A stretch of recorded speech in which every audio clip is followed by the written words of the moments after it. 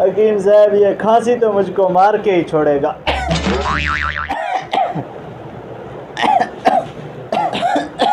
حکیم صاحب اس کا کوئی علاج کرو.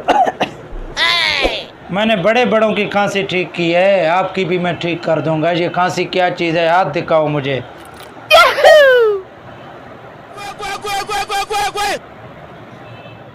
ٹھیک ہے بچہ, دوائی لکھ کے دیتا ہوں آپ کو.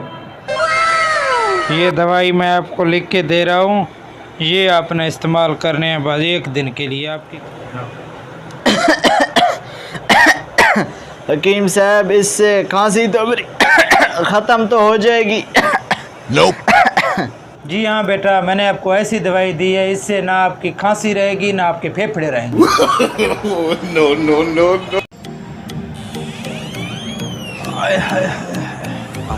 تو بہت بھوک لگی ہے آج, بہت بھوک لگی ہے. کچھ مل جائے میں کھا لوں, کچھ تو مل جائے آج.